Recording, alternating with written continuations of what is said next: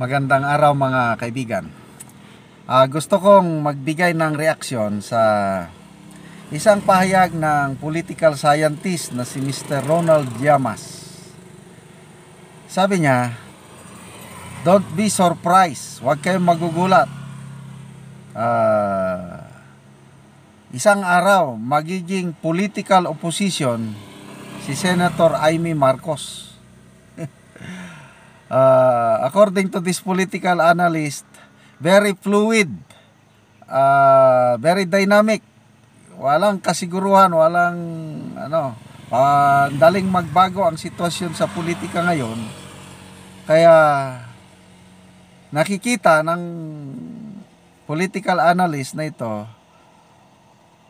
malapit nang darating, magiging opposition na si Senator Amy Marcos. Kukontrahin niya na ang kanyang kapatid. Oposisyon eh. Okay. Sa ngayon kasi, speaking of opposition, ang nang tawag doon, official opposition party, liberal. Kaya lang, ang mga liberal, mga dilawan, unti-unti, gumapang sa tulong ng First Lady na isang Araneta, nakapasok na sa gobyerno.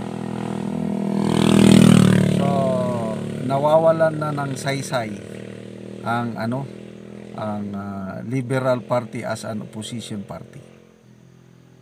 Sino na lang ang mga, wala na eh. Yan si Congresswoman Stella Kimbo. Liberal Party yan eh. O ano ngayon? Wala na. Alalay na ni Speaker Martin Romualdez.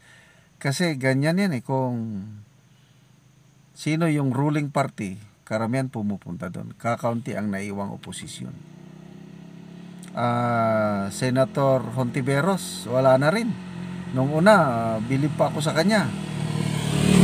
At saka hindi naman liberal si Senator Hontiveros. Ano bang partido niya? Akbayan. Parang nawala na yung kanyang pagiging opposition, konti na lang. Ang naiwang opposition na talagang bumabatikos, yung dapat batikusin, itong si Senator Coco Pimentel. Tignan nyo yung Maharlika Investment Fund. Isa si Senator Coco Pimentel ang pumunta sa Supreme Court at naghain ng petition para i-declare na void and unconstitutional ang Maharlika Investment Fund. O yun. Where is Hontiveros? Wala. Sinong mga liberal? Wala.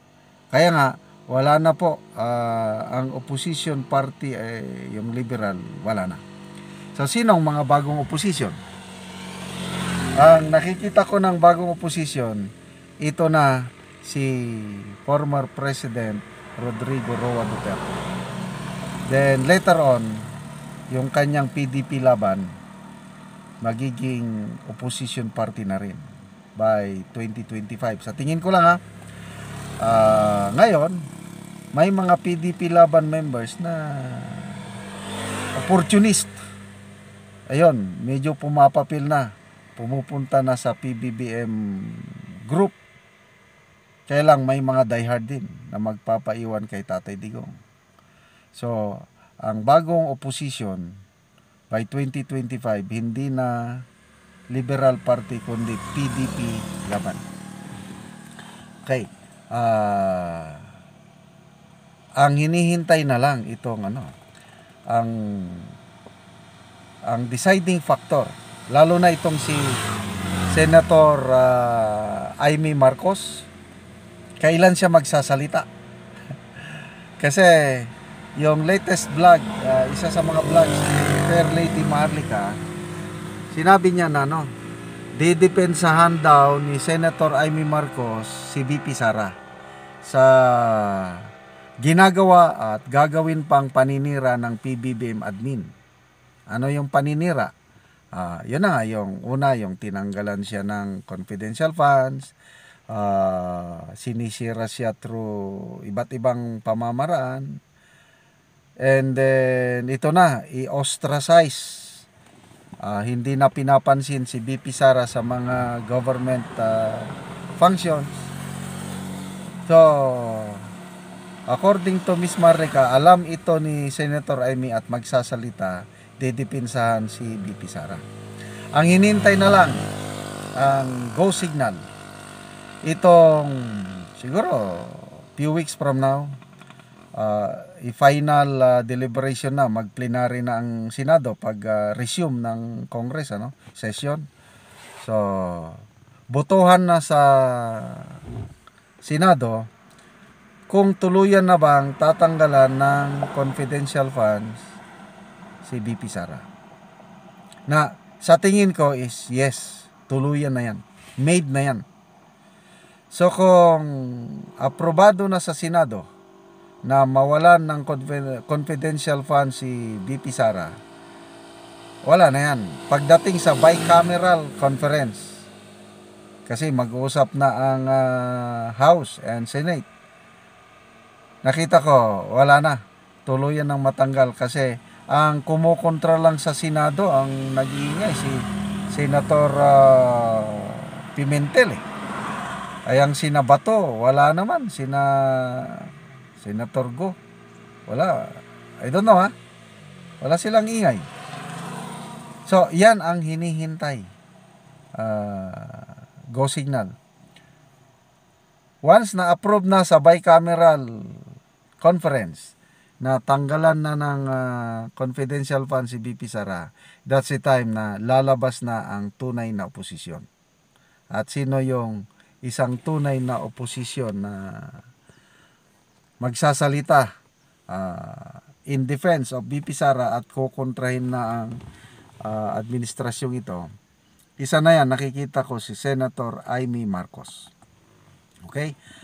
Yung iba, nababasa kong comments na huwag kayong magtiwala kay Senator Amy Marcos.